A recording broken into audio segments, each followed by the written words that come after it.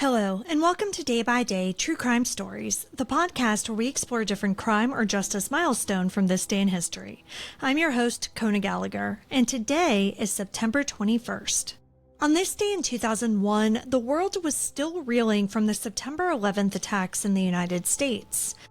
But on the streets of Peterborough, England, another tragedy unfolded that was also rooted in hatred, when 17-year-old Ross Parker's life was brutally ended in a racially motivated murder.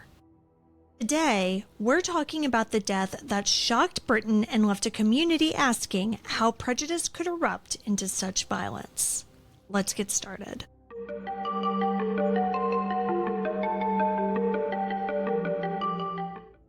Ross Andrew Parker was born on August 19, 1984 in Peterborough, Cambridgeshire.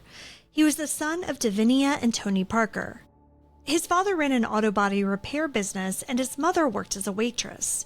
Together, they raised Ross and his sister Leanne in the city's Westwood area. Ross was well known among friends and classmates for being outgoing and cheerful. He was small in stature, earning him the nickname Half Pint. But what he lacked in height, he made up for with energy and kindness. He loved football. He played in local leagues, and his dream was to one day wear a police uniform and serve his community.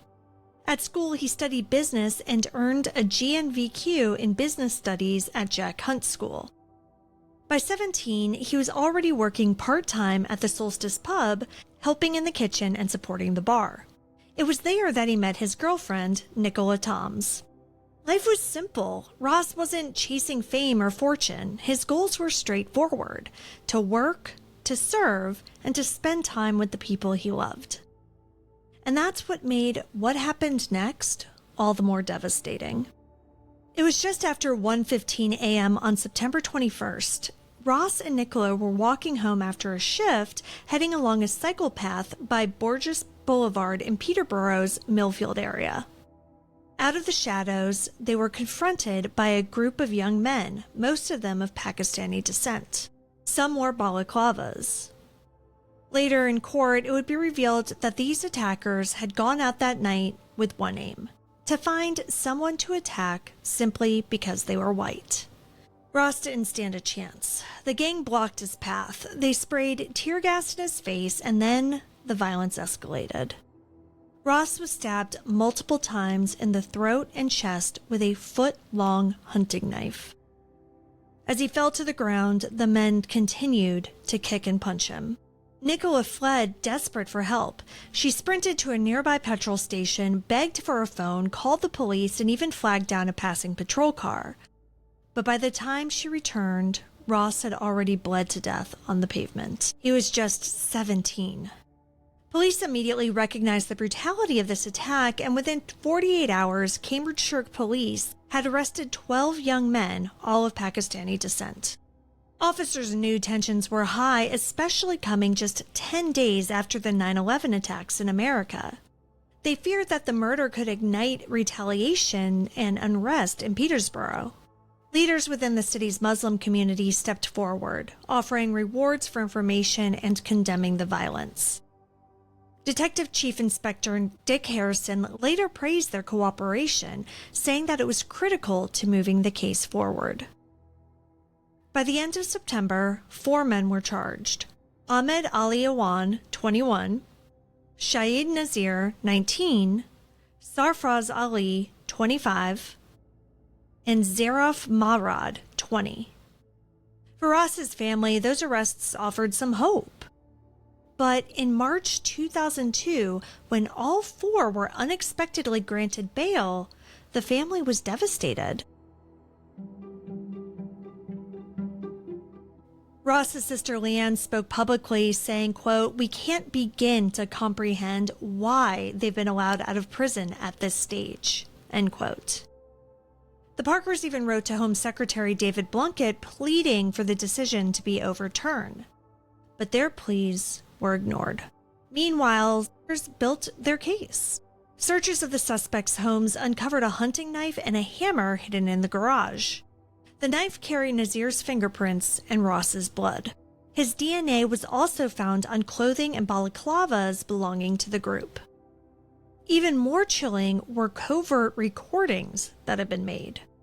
In one, Nazir referred to the crime scene as a bloodbath. Witnesses came forward describing how they'd seen the suspects attacking Ross. The trial began on November 7, 2002 at Northampton Crown Court. The prosecution laid out their case. They had forensic evidence, witness accounts, and those covert recordings. They argued that the group had set out with a plan to kill a white person that night. But the defense tried to deflect. Some claimed that they weren't present. Sarfaz Ali said that he was asleep. Others admitted to being nearby but denied intent to kill.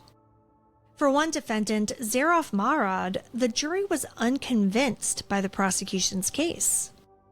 While he admitted being present and even said that he'd fallen on Ross during the fight, his lawyers argued that there was no proof that he had joined the fatal attack. In December 2002, Marad was acquitted. But the other three, Awan, Nazir, and Ali, were unanimously found guilty of murder. Judge Sir Edwin Jowett identified Awan as the ringleader, the man who had wielded the knife. He was sentenced to life with a minimum of 18 years. Nazir and Ali received life sentences with minimum terms of 16 years. Ross's murder shattered his family. His funeral was held on October 23, 2001 at Petersburg Crematorium. His football teammates formed a guard of honor, and his number 14 shirt was draped over his cot. His mother, Davinia, was so devastated that she couldn't work for months, and reportedly battled despair so deep that she nearly ended her life. His parents left Ross's bedroom untouched for the next 3 years, just trying to cling to any part of their lost son. Ross Parker's murder wasn't about rivalry or crime for profit. It was about pure prejudice. He was killed not for what he did, but for who he was and for the way others saw him. He was a son, a brother, a boyfriend, and a teenager with dreams. He wanted to join the police. He loved football, and his life was stolen from him. Thank you for joining me on today's episode of Day by Day True Crime Stories. If you found Ross's story compelling, please subscribe, rate, and review the podcast. It'll help us grow. And be sure to join me again tomorrow as we explore another significant event in true crime history. Until then, stay safe and remember that behind every headline is a life worth remembering. Day by Day True Crime Stories is a Little Monster production. Hey, you can do it!